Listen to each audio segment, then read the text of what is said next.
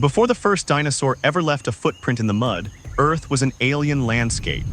300 million years ago, during the Carboniferous period, the rules of biology were written in a different ink. The forests were dense, humid, and dominated by plants that looked like giant weeds, stretching hundreds of feet into the sky. There were no flowers, no birds, and no mammals to witness the terrifying majesty of the giants that ruled the earth and sky. To understand this world, we must first look at the invisible architect that made it all possible: the air itself. Atmospheric oxygen levels were sitting at roughly 35%, compared to the 21% we breathe today. This chemical abundance acted as a high-octane fuel for life, pushing the boundaries of what nature could build. For the arthropods, the ancestors of our modern insects and spiders, this was a golden age of absolute supremacy. They did not need complex lungs or massive hearts because the air was so rich that oxygen simply diffused into their bodies through tiny tubes. In this environment, physics allowed for nightmares to walk the earth. Imagine a millipede, the Arthropleura, stretching nearly 8 feet long, winding its way through the undergrowth like a freight train of armor and legs. Consider scorpions that reach the size of dogs, prowling the riverbanks with stingers that could puncture thick hide. These were not anomalies or mistakes of nature. They were the inevitable result of an environment that prioritized scale. When oxygen is plentiful, being big is not just a choice. It is an evolutionary destiny. Before you continue this journey through the deep time of our planet, take a moment to join our community. If you find the mysteries of the natural world as fascinating as we do, please subscribe to the channel and hit the notification bell. Your support allows us to keep exploring the stories that history almost forgot. Now, let us return to the age of the giants, where the first cracks in this chitinous empire were beginning to show. Size is a double-edged sword, a lesson that every dominant species eventually learns the hard way. For millions of years, the giant arthropods were the apex predators because nothing else could compete with their raw physical presence. They occupied every ecological niche, from the forest floor to the high canopy. But their reign was built on a fragile foundation. They were prisoners of the atmosphere, tied to an oxygen level that would not last forever. As the continents shifted and the climate began to dry, the very air that fueled their growth started to change.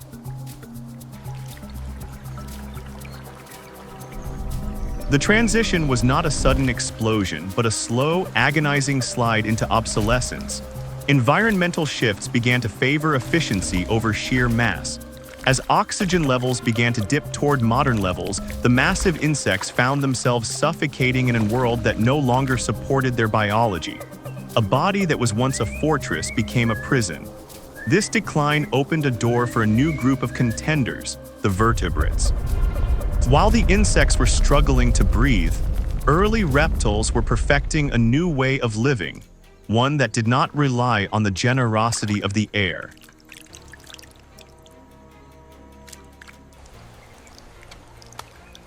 The first true challenge to insect dominance came from above. For an eternity, the sky had belonged exclusively to the winged arthropods. But soon, small, agile reptiles began to experiment with the third dimension. They did not start with powerful, flapping wings. They started with courage and skin.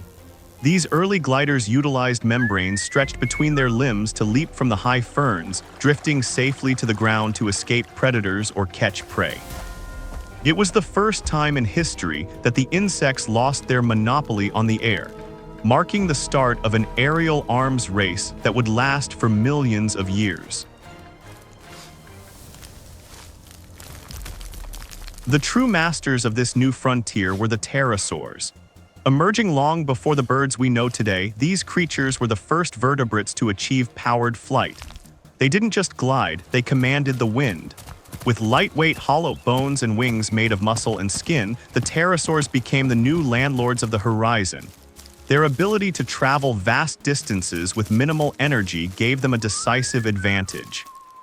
They could hunt across territories that would take a giant insect days to cross, turning the sky into a tactical battlefield where the old rulers were nothing more than targets.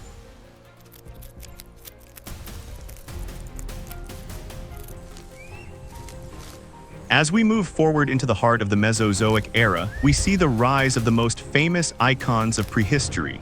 But the story of the dinosaurs is often misunderstood. We tend to think of them as scaly, cold-blooded monsters, yet the reality was far more complex and beautiful. Recent discoveries have revealed that many dinosaurs were adorned with feathers long before they ever took to the sky. These feathers weren't for flight at first. They were for warmth, for display, and for protecting their young. Evolution is a master of recycling, taking a trait meant for survival on the ground and repurposing it for the conquest of the heavens.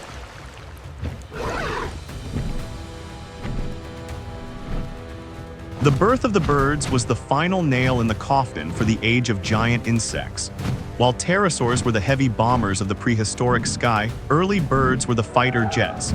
They developed a level of precision and agility that the world had never seen. With advanced vision and a metabolism that functioned like a furnace, birds transformed the atmosphere into a space of high-speed pursuit. They forced the remaining large insects to shrink or perish. In the face of such relentless, calculated predation, the only way for the insect world to survive was to become small, fast, and elusive.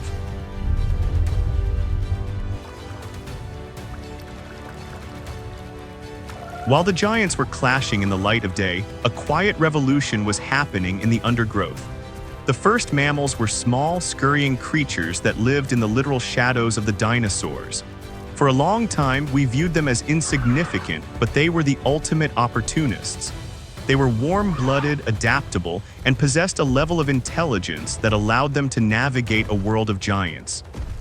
Some of these early mammals were even known to prey on small dinosaurs, proving that in the game of survival, being the biggest isn't always the same as being the strongest.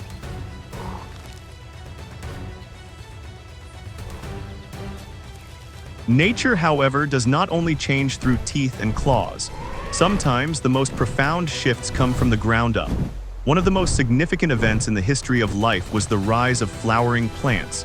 It sounds peaceful, even poetic, but it was a biological earthquake. The spread of these plants changed the chemistry of the soil and the water. As flowering plants grew and died, the increased organic decay began to sap the oxygen from the water systems. This triggered a ripple effect that collapsed entire ecosystems, proving that life is a delicate web where a change in one corner can bring down the entire structure.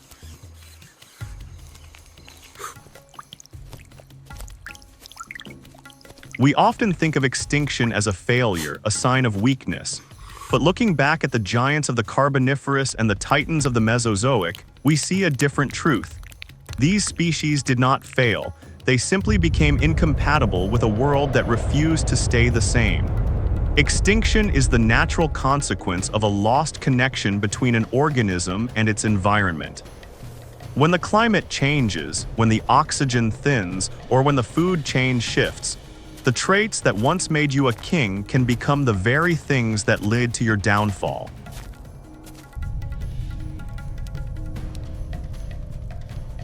The story of life on Earth is not a straight line from simple to complex. It is a sprawling, chaotic network of experiments.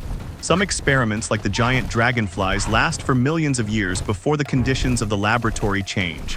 Others, like the mammals, wait in the wings for their moment to step into the light. What remains constant is the law of adaptation. The world does not belong to the strongest or the largest. It belongs to those who can pivot when the wind changes direction.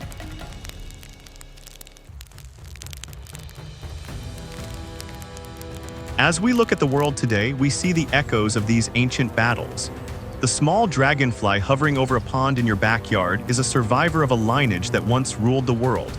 It is smaller now, more refined, and perfectly tuned to the modern atmosphere. Its size is not a reduction in its greatness, but a testament to its flexibility. It learned the most important lesson of evolution.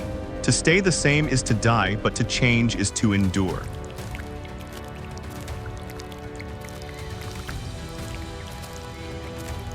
The natural world is a harsh teacher, but its lessons are profound.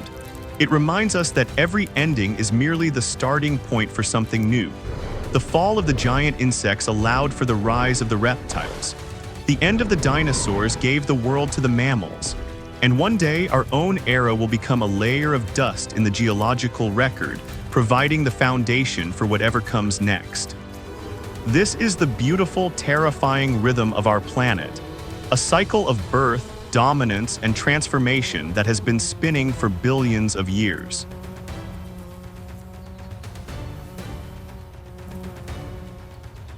Thank you for joining us on this journey through the deep reaches of time.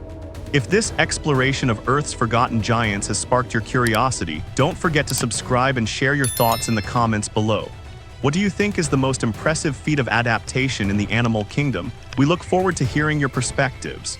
Remember, the world is always changing. The only question is whether you are willing to change with it. Until next time.